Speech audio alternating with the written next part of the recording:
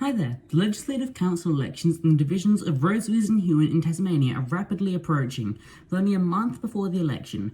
During the campaign period, I'll be making some shorter weekly update videos on both elections and my predictions week by week.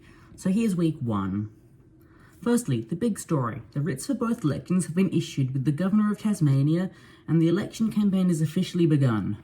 In just over a week, on the 9th of April, candidate nominations will close, and early voting will commence on the 13th of April. We'll hopefully have a full list of booths out soon so we can predict booth by booth in upcoming videos.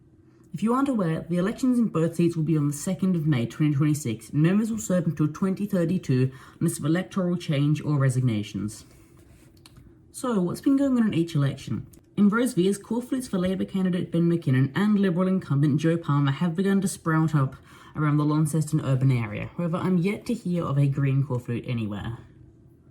We don't really have any independent candidates announced in Rosevears as far as I'm aware, but down south, incumbent Conservative independent Dean Harris has been very quiet, while Progressive independent Claire Glade-Wright and Labour candidate Abby McKibben have been campaigning heavily, and again the Greens and their candidate Paul Gibson are very quiet. I suspect they aren't going to fight too hard in Huon, because while it is normally a winnable seat for them, Claire Glade-Wright will take a lot of the Progressive vote and is potentially a more winnable candidate. Before I show you my predictions, it's interesting to look at Kevin Bonham's overview of the last 4 years of the Legislative Council and see where some groups are located. Looking at his overview of voting records, it's fascinating to see Labour voting with Liberals on 86% of recorded divisions, and them being classified as right-wing on the political compass of the council. Keep in mind, Labour are generally a centre to centre-left party, and to be put solidly on the right raises serious concerns about the party and their actions. So, what are my predictions for the elections? Huon is still a messy seat, but I'm guessing it's going to be more of a three-way contest than the four-way one I predicted last video, because of the silence coming from the Greens.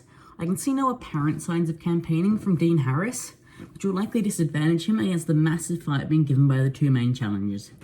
My guess from the current campaign suggests Labour are the front-runners here, and Huon's record recently is a seat frequently kicking out incumbents, with the 2014, 2020 and 2022 elections all resulting in a change of hands.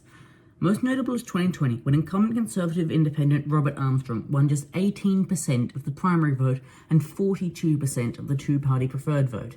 There's a reasonable chance we see something similar in May, with Harris dropping in vote and being overtaken by one or both Progressive candidates, as this is a very progressive electorate. Meanwhile, in Rosevears, there's been strong campaigning going on by Labour, while Joe Palmer has been focused more on state issues than our own electorate. This could mean Palmer isn't too concerned about her prospects in the seat, or it could just be pure negligence.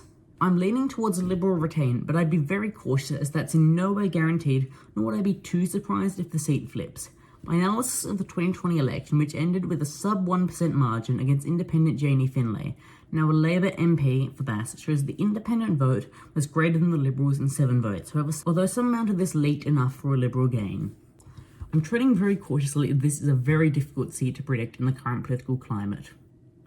Well, this brings me to the end of this analysis of the upcoming Legislative Council elections in Rosevears and Huon.